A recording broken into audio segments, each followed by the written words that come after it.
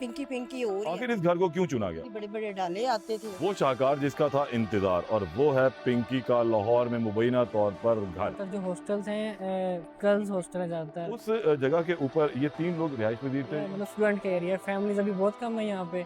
अस्सलाम वालेकुम नाज़रीन, आप देख रहे हैं हारून व्लॉग्स और मेरा नाम है मोहम्मद हारून। वो शाहकार जिसका था इंतजार, और वो है पिंकी का लाहौर में मुबैना तौर पर घर। मेरे अकल में जो घर आप देख रहे हैं, ये अनमोल उर्फ पिंकी का है। ये वही अनमोल उर्फ पिंकी है जो इस वक्त शहर सुर्खियों की जीनत बनी हुई है। हर तरफ से जो है इसी की ही चर्चे की बात आ रही है। कराची, लाहौर, इस्लामाबाद, पेशावर, जहां तक देखें वहां पर सिर्फ पिंकी ही पिंकी नजर आ रही है। बताया जाता है कि मुबैना तौर पर पिंकी यहाँ पर रिहाइश पजीर भी थी और उसको यहीं से ही गिरफ्तार किया गया था। लेकिन इस हवाले से ना तो किसी ने अब तक इसकी तस्दीक की और ना ही तरदीद की। ये एक 5 मरले का घर है। मेन गेट इस वक्त बिल्कुल इसका बंद पड़ा हुआ है। अंदर वाली साइड पर अगर हम झांकें देखें तो यहाँ पर बच्चों के कुछ खिलौने पड़े हुए हैं। अगर दूसरी तरफ जाते हैं तो ये 3 मंजिला रिहायशी इमारत है जिसके अंदर 2-2 कमरे हैं।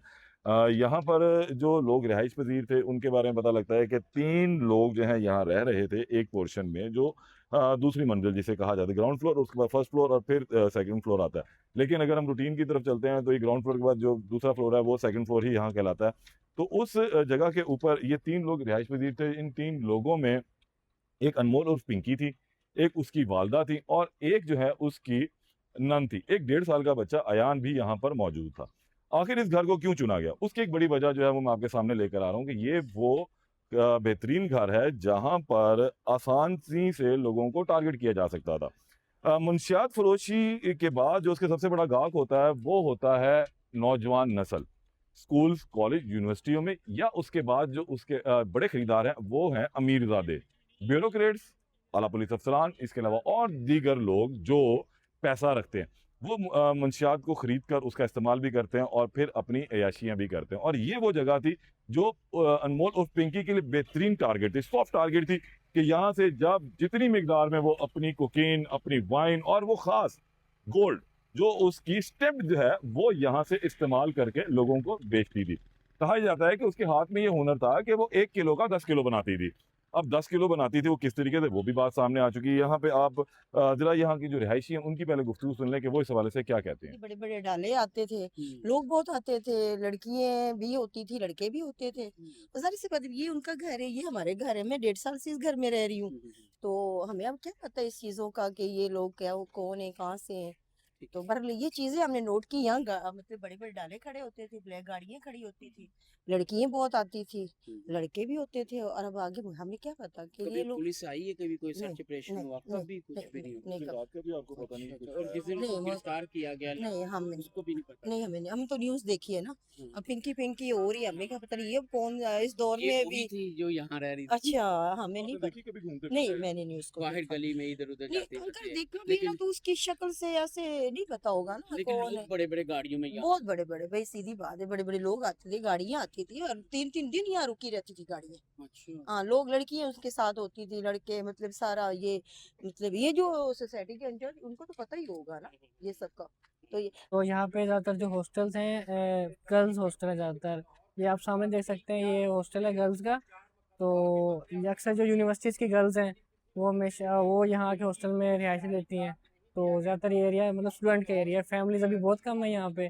और ज़्यादातर अक्सर जो ये फ्लैट वगैरह हैं ये अक्सर फैमिलीज़ को दिए जाते हैं, लेकिन अक्सर जो फीमेल्स हैं वो अपने मतलब फैमिली शो करवा के तो इधर फिर लड़के भी रहते हैं। नॉर्मली यहाँ पे किस किस्म के लोगों का आना जाना रहता है? आप लोग भी यहाँ हॉस्टल में रहते हैं तो कौन आता है कौन जाता है? ज़्यादातर वैसे स्टूडेंट ही होते हैं। जो हॉस्टल का जो निज़ाम है वो तो बहुत अच्छा होता है, क्योंकि वहाँ पॉलिसी होती है जो बाहर जाना है वो पूछ के जाने देते हैं। लेकिन जो फ्लैट सिस्टम है वो तो फिर वो आज़ाद एक माहौल होता है, तो उसमें फिर कोई नहीं होता। कभी वो फैमिलीज आ रही हैं और कभी दोस्त वगैरह। तो अच्छा, मुंशियात के बारे में बताएं, यहाँ पे मुंशियात वगैरह ज़्यादा चलती है? नॉर्मली हॉस्टल्स में सुनना है कि लड़के लड़कियाँ इस्तेमाल करते हैं। आप भी स्टूडेंट लाइफ में सिगरेट से चलता है काम, आगे शुरू हो जाता है। नहीं नहीं, इस बारे में इस इलाके में हमें इल्म नहीं है इस बात का, लेकिन सुनने में तो आता है कि जो यूनिवर्सिटी के स्टूडेंट होते हैं मतलब इन कामों में ज़्यादा होते हैं। लेकिन गुफ्तगू आपने सुनी। अच्छा, अब इस इलाके के हदूद अदबे के हवाले से जो हमारे रिहायशी हैं उनसे भी हमारी बात हुई, तो उन्होंने इस हवाले से बताया कि ये इलाका ज़्यादातर जो है वो हॉस्टल के ऊपर है, क्योंकि ये बिल्कुल मेन टारगेट की अगर मैं बात करता हूँ, तकरीबन कोई 500 के रेडियस पे अगर मैं चला जाऊँ तो ये जो ज़्यादातर हॉस्टल्स हैं, घर जो बने हुए हैं वो 2-2 3-3 मंजिल हैं। उसकी बड़ी वजह ये है कि बिल्कुल कमर्शियल तरीके से रखा गया है। सामने यूनिवर्सिटी है मेरे अकब में, और उस यूनिवर्सिटी के जो स्टूडेंट्स हैं जो बाहर से पढ़ने के लिए आए हुए हैं वो यहाँ पर रिहाइश पजीर हैं। अब हर बंदा जो है हाजी नहीं है, हर बंदा जो है वो यहाँ पर गुनाहगार भी नहीं है, किसी के ऊपर इल्ज़ाम तराशी तो नहीं है, लेकिन आसान टारगेट ढूंढा पिंकी ने बेहतरीन तरीके से। रहायशी खातून ने जैसा बताया कि यहाँ पर गाड़ियां आगे खड़ी होती थी, लड़कियां उतरती थी, यहाँ पर पार्टीज होती थी और वही उसकी बिक्री का जरिया था। इसी को लेते हुए यहाँ पर जो हॉस्टल्स है उनके अंदर इसने सप्लाई का शायद अपना नेटवर्क बनाया हुआ था। अब बनता तो यह है कि यहाँ पर उन नेटवर्क्स को पकड़ा जाए, उन खवातीन को पकड़ा जाए, उन पेडलर्स को पकड़ा जाए जो इन हॉस्टल्स में बेचा करते थे। यहाँ पर सबसे बड़ा जो मेन काम है, अगर पिंकी यहाँ पर रिहाइश पजीर थी तो फिर यहाँ पर जो लोग नशा इस्तेमाल करते हैं उनको पकड़ा जाए, ताकि उनसे चीज़ें जो हैं वो थोड़ी सी क्लियर हो जाएंगी कि वाकई वो उसके खरीदार थे कि नहीं। पिंकी ने बड़े बड़े नाम लेने शुरू किए हैं, अदालत के अंदर भी आज उसने बयान दिया कि शायद जो है वो बिल्कुल बेगुनाह है। लाहौर में जो FIR निकली उसके अंदर उसका नाम बिल्कुल शामिल था, लेकिन वो किसी के एमा के ऊपर, यानी कि एमा से बात ये कह सकते हैं कि जो शख्स गिरफ्तार होता था वो ये कहता था कि मैंने पिंकी से ये खरीदी है। पुलिस आज तक पिंकी को खुद रेड हैंडेड यानी कि रंगे हाथों नहीं पकड़ सकी थी, उससे कभी कुछ बरामद नहीं हुआ। तो कानूनी तौर पर अगर हम देखें तो किसी का जो बयान है 161 का और देन उसके बाद आगे जाके वो थोड़ा सा उसके लिए फेवरेबल हो सकता है। एनीवे ये एक अलग बहस है, कानून क्या कहता है और कानून के बाद चीज़ें किस तरीके से चलेंगी। लेकिन उससे अगली अहम चीज़ ये है कि अब अगर पिंकी यहाँ पर रिहाइश पजीर थी तो लाहौर के जो मुकदमात हैं उसके अंदर हमेशा से वो इश्तिहारी रही, उसको बचाने वाले कौन थे, उनके खिलाफ कार्रवाइयों का आगाज़ कर दिया गया। देखते हैं कि आने वाले दिनों में इस हवाले से क्या सूरत हाल बनती है। लाहौर पुलिस और सिंध पुलिस मुश्तरका कोलैबोरेट करके इस केस को किस तरह मनतकी अंजाम तक पहुंचाती है। अपडेट आपको करते रहेंगे, तब तक के लिए इजाज़त दें।